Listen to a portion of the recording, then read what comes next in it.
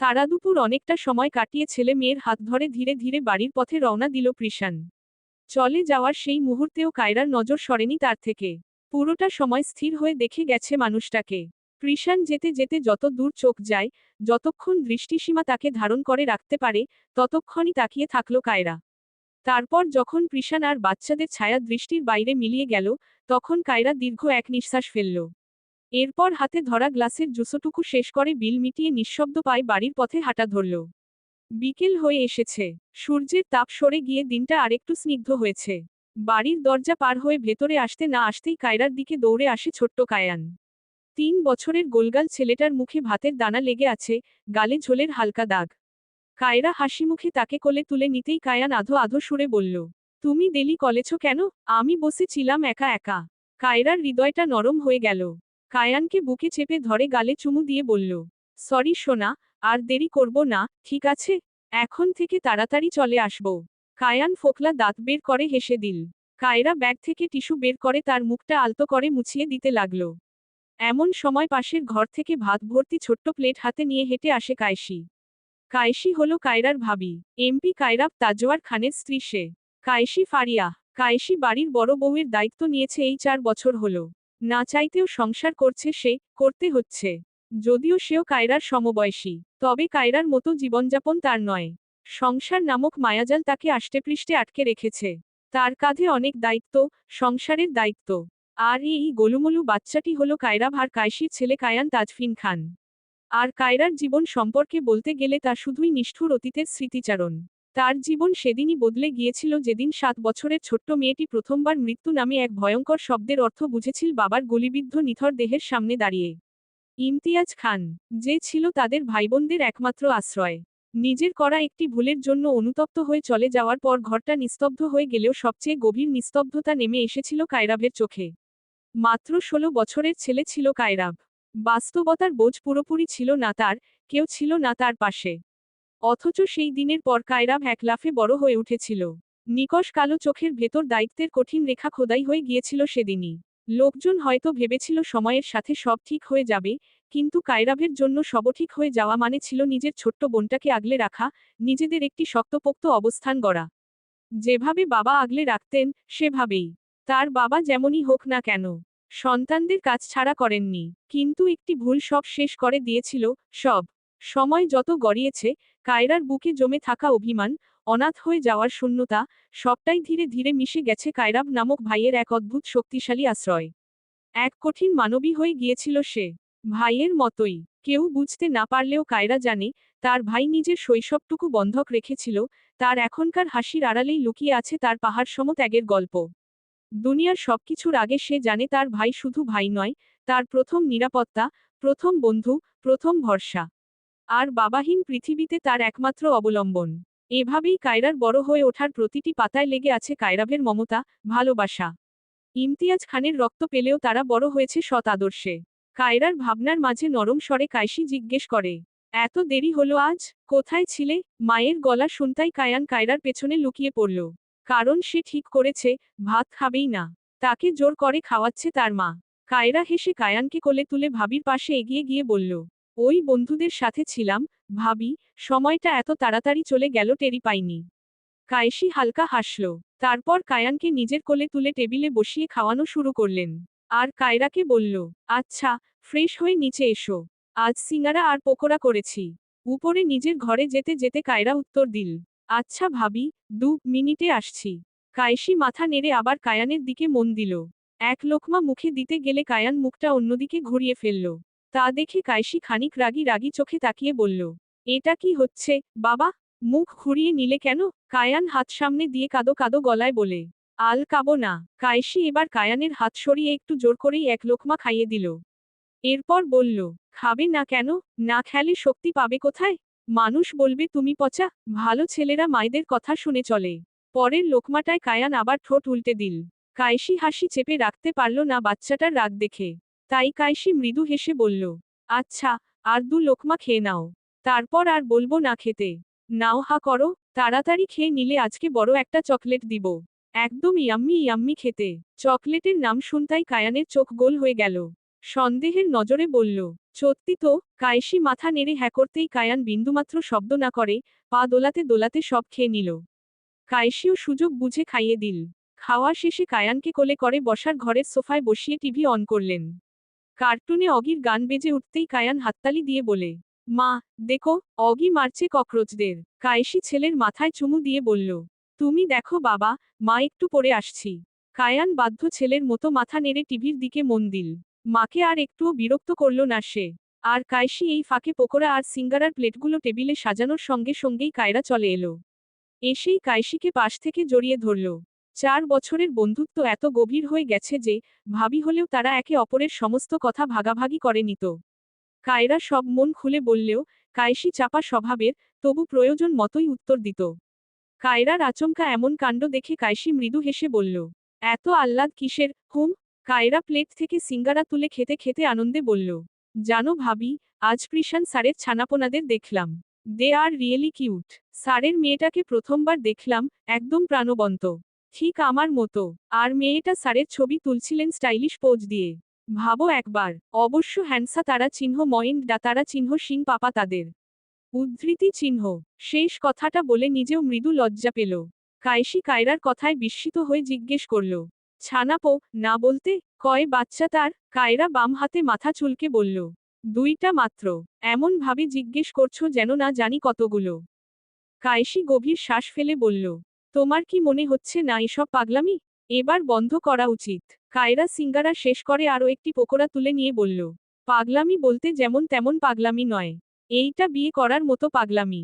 কায়েসি বোঝানোর ভঙ্গিতে বলল, এসব আবেগ থেকে বের হও, বাস্তবটা এক নয়। আর তুমি বাচ্চা নও যে চাইলেই পেয়ে যাবে ওনাকে। কায়রা হেসে উড়িয়ে দিয়ে বলল, আমার না আফসোস হয়, কেন যে ছেলে হলাম না।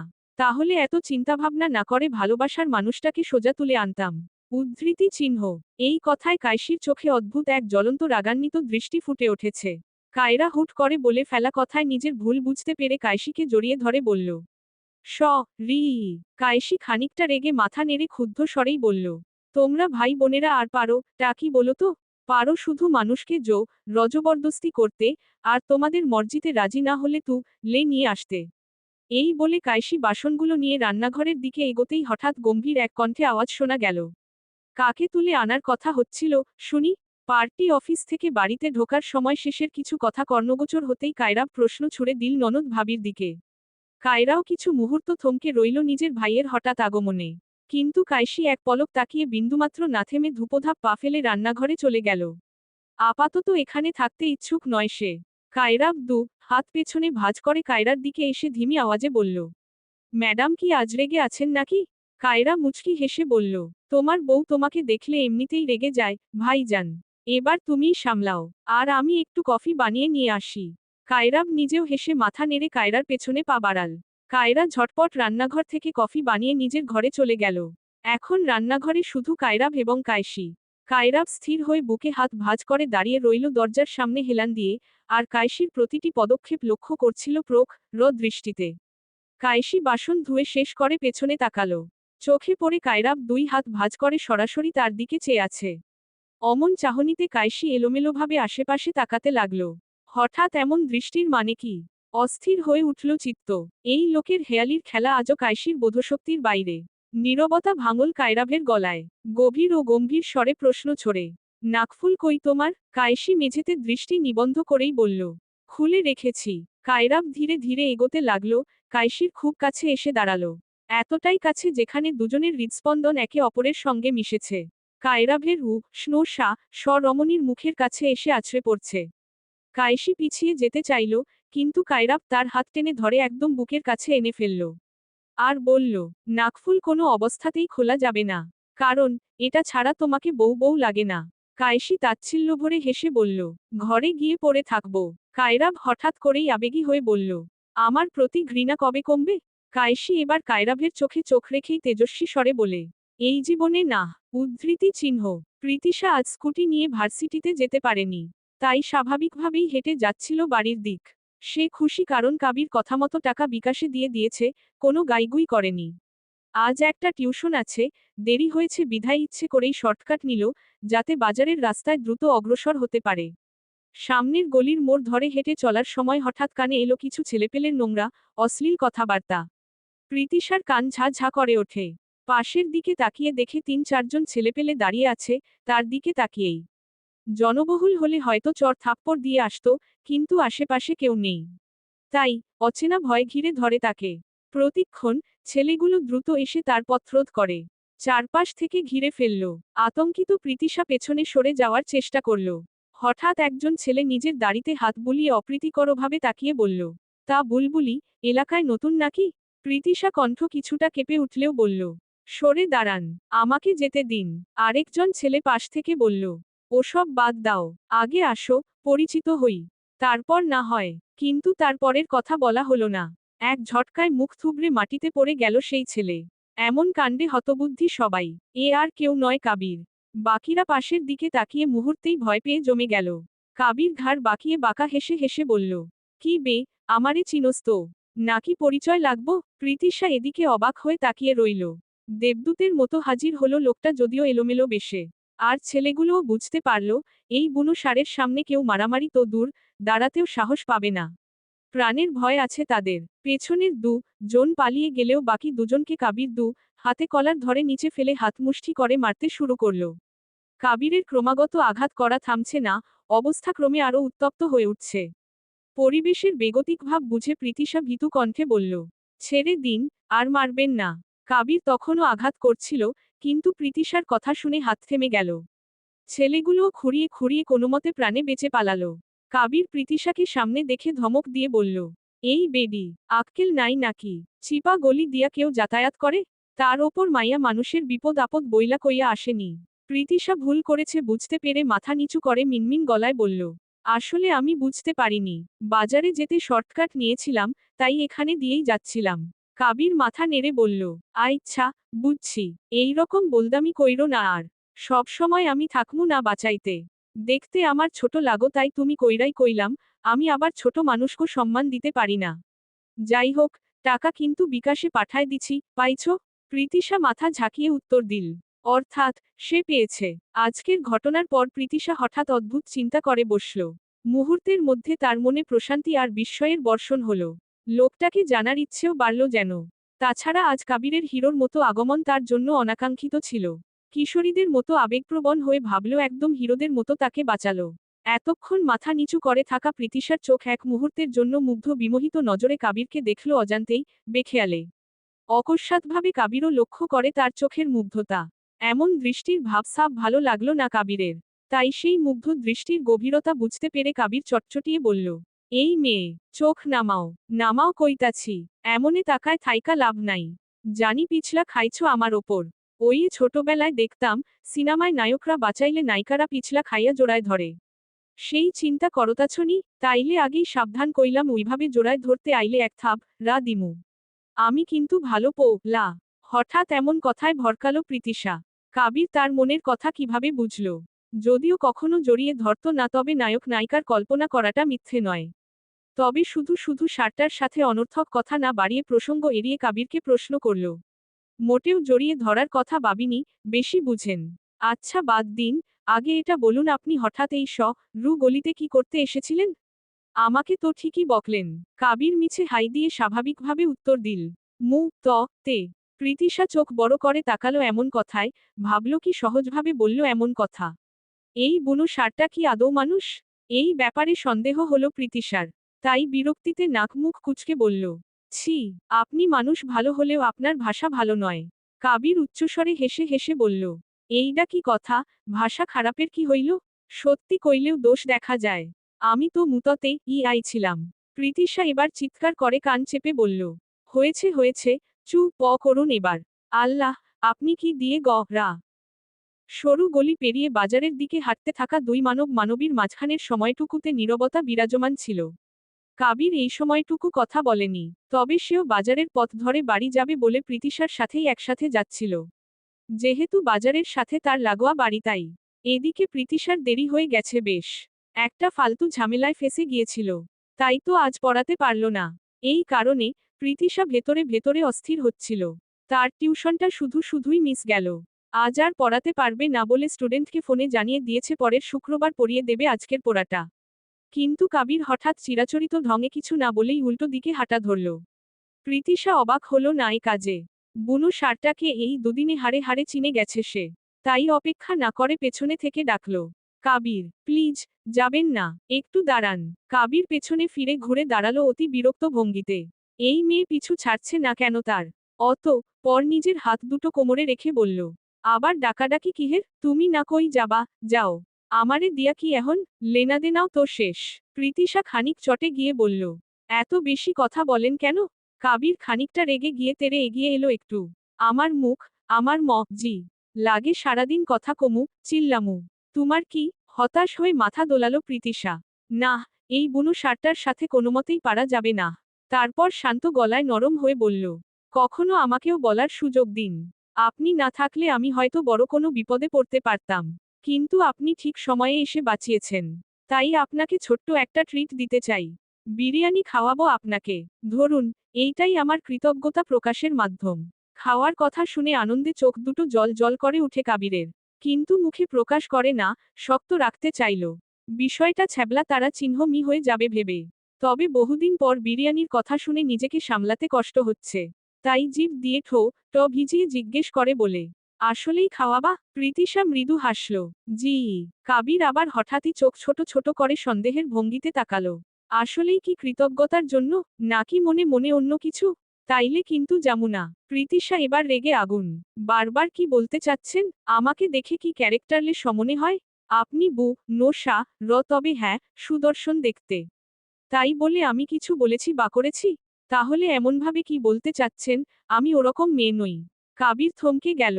ঘাড় বাঁকিয়ে অবাক হয়ে বলল, তা না হয় বুঝলাম তুমি ভালো মাইয়া।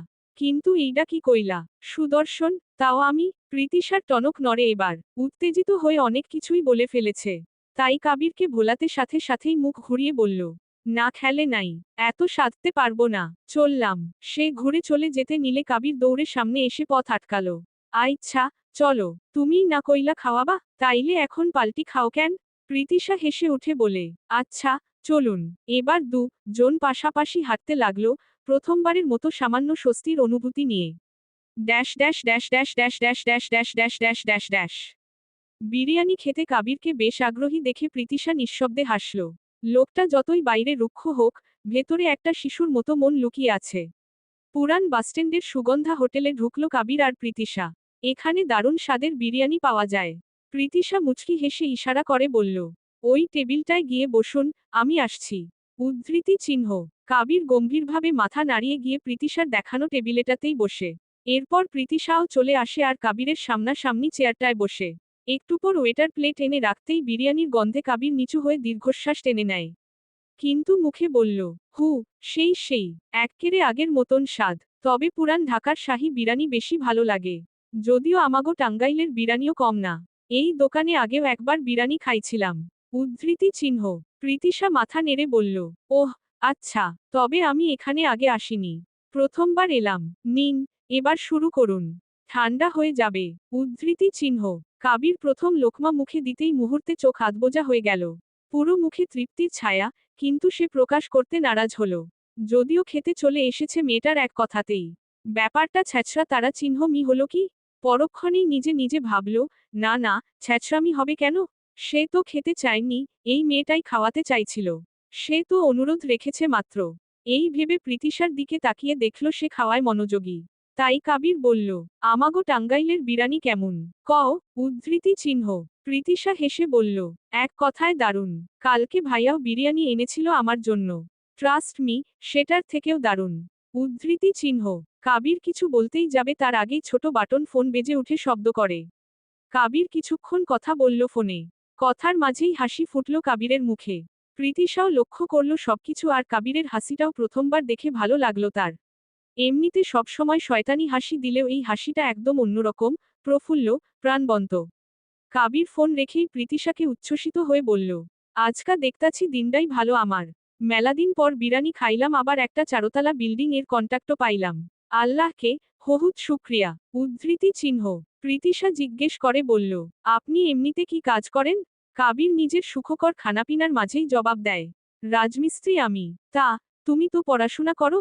কিসে পড়ো? উদ্ধৃতি চিহ্ন। প্রীতিশা বলল, অনার্স ফার্স্ট ইয়ার, ভাসানীতে পড়ি। উদ্ধৃতি চিহ্ন। কাবির চোখে খুশির ঝিলিক ফুটে বলল, আরিফ বাস, পাবলিকে পড়ো। গুচ্ছেও চান্স পাওয়াটা আজকাল বহুত কঠিন। এই ভার্সিটিরে হেলাফেলা কইরো না আবার। তো, বুঝলাম তুমি নিশ্চয়ই ভালো ছাত্রী। গুড। প্রীতিশা অবাক হয়ে ভাবল, পাবলিক, গুচ্ছ এসব কাবির জানে, বোঝে। মনের প্রশ্ন মুখে আনার আগেই কাবির হেসে বলল, কি হইল, আমারে অশিক্ষিত ভাবছিলা? ব্যাপার না, সবারই একই ধারণা। তো, আমি কিন্তু ইন্টার পাস। শুধু পাসই না, সায়েন্সে থেকে A+ পাইছিলাম। হা হা হা, যদিও এখন এইটা কইয়া কোনো লাভ নাই। প্রীতিশা এবার খানিকটা থমকে গেল। খাওয়াও প্রায় বন্ধ হয়ে যায়। তবে দ্বিধান্বিত কণ্ঠেই একদমে বলল, এত ভালো ছাত্র ছিলেন যখন পড়াশোনা না করে এই কাজে কেন? কাবির চোখে এক ভিন্ন উজ্জ্বলতা ফুটে উঠল। সে প্রীতিশার দিকে তাকালো। প্রীতিশা ভাবল হয়তো বেশি ব্যক্তিগত প্রশ্ন করে ফেলেছে, যা উচিত নয়। কিন্তু মুখে বলার আগেই কাবির বলল, পড়াশোনা ভালো লাগতো না, তাই ছাইরা দিছিলাম। পড়াশোনা কইরা লাভ কি, কও? হেই তো অন্যের গোলামি। আমার আবার গোলামি সহ্য হয় না। আমি রাজা বাদশার নাগাল থাকি। যদিও গায়ে গতরে খাইটা কাম করি, আবার মন চাইলে আরামে ঘুম পারি। যা টেকা পাই আরামে চইলা যায় আমার। এই বলে হু হা করে সশব্দে হেসে উঠল কাবির। প্রীতিশা একই সাথে অবাক, মুগ্ধ। তবে এত মুগ্ধ হচ্ছে কেন বুঝল না। লোকটা এতটা ভিন্ন কি করে? সবার থেকে আলাদা একজন হওয়াতেই কি এত আকর্ষণ পাচ্ছে? আর ভাবল না সে।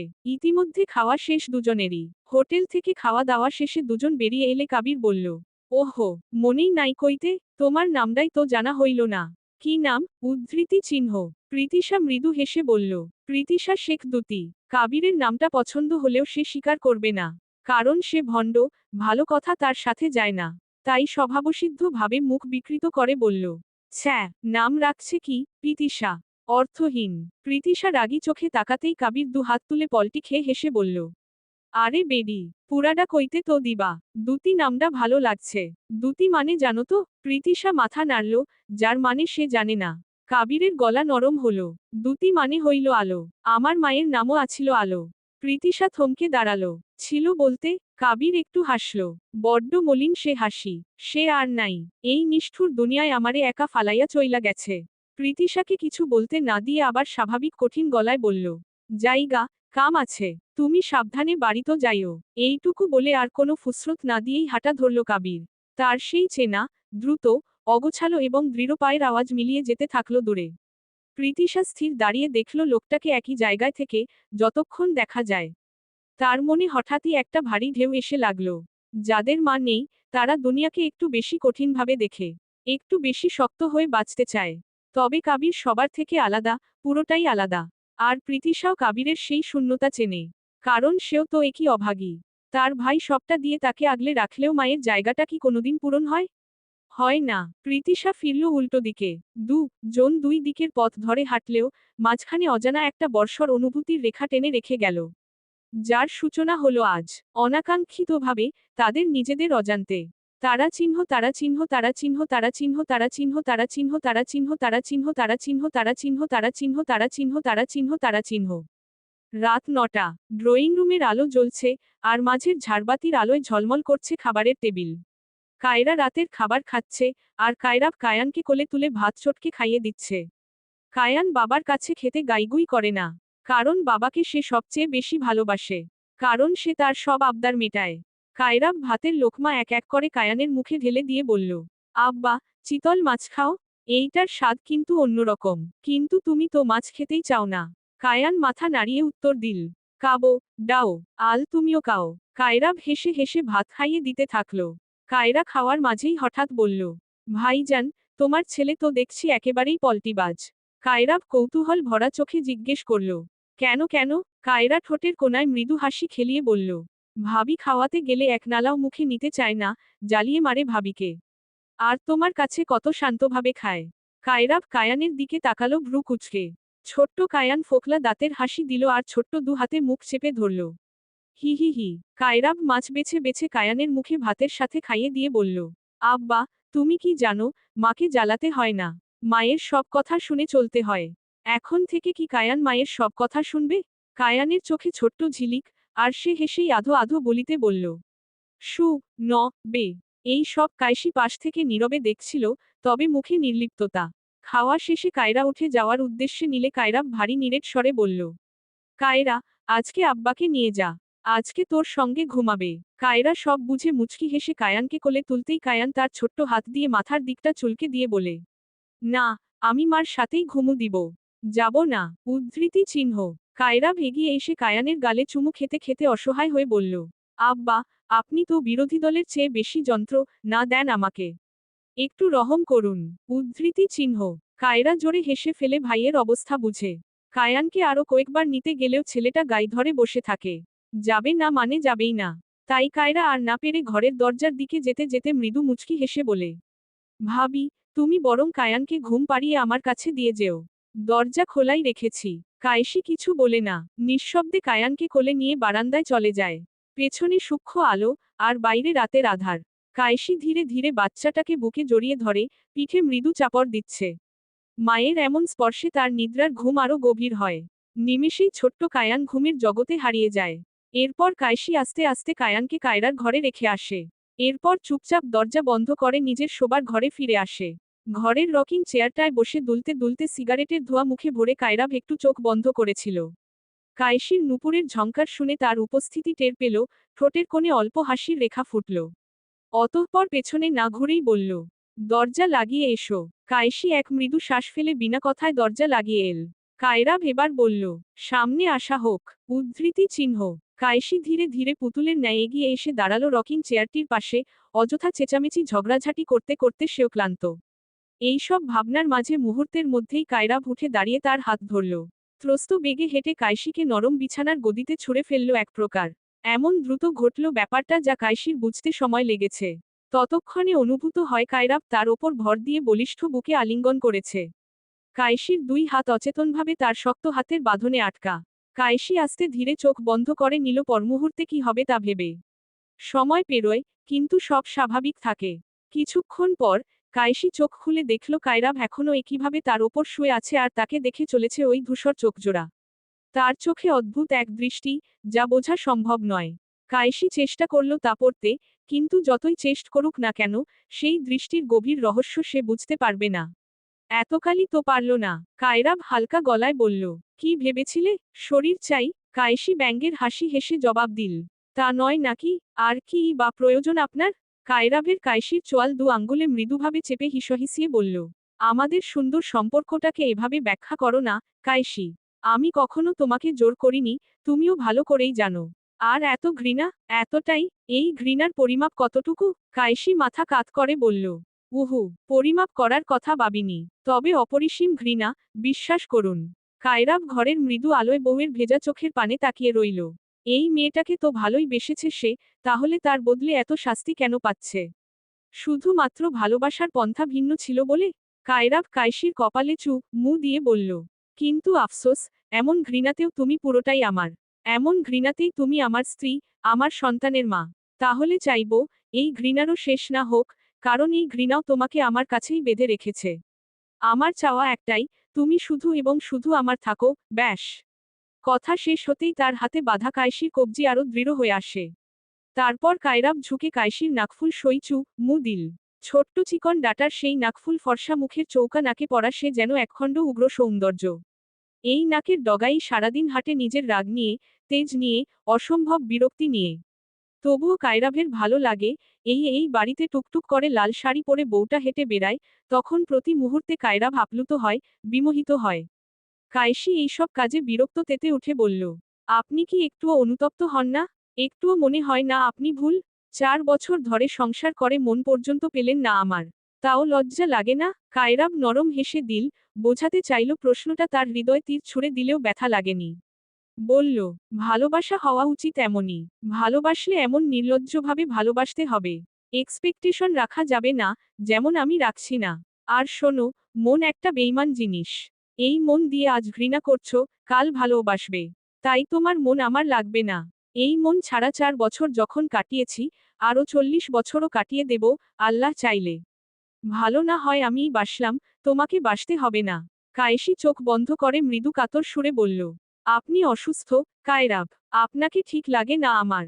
কায়রাব মৃদু হেসে কাইসির ঘাড়ের উপর উত্তপ্ত শ্বাস ফেলে বলল, আচ্ছা, আমাদের গল্পের ইউনিক অংশটা কি জানো? একতরফা ভালোবাসা, যা নায়করা সাধারণত দূর থেকে বাসে। যেখানে চাওয়া থাকে, পাওয়ার সুযোগ থাকে না। কিন্তু আমি যে নায়ক নই। আমার একতরফা ভালোবাসাকে ছিনিয়ে এনেছি, নিজের বউ করেছি। শুধুমাত্র নিজের সুখটাকে কৌশলে কাছে এনেছি, তাই এতে তোমার ঘৃণাও সই। তবে সত্যি বলতে এটা তো নিছক ভালোবাসা নয়, এটা আমার আমরণ আসক্তি বলতে পারো। যা কাটবে না কখনো, না কাটুক। উদ্ধৃতি চিহ্ন। তার কণ্ঠে ছিল ভালোবাসার এমন গভীর নিশ্চয়তা যা কাইসির এরূপ অস্বীকার, রাগ, অভিমান সবকিছু মিলিয়েও তাকে কায়রাভের থেকে আলাদা করতে পারবে না। কায়রাভের ভালোবাসা ছিল জেদি, দাবিদার, কিন্তু তার নিজের ভাষায় একতরফা হলেও সে পরিপূর্ণ। কাইসিকে পেয়েছে সে, নিজের করেই ছেড়েছে। নিজের অংশকে এই পৃথিবীর আলো দেখিয়েছে।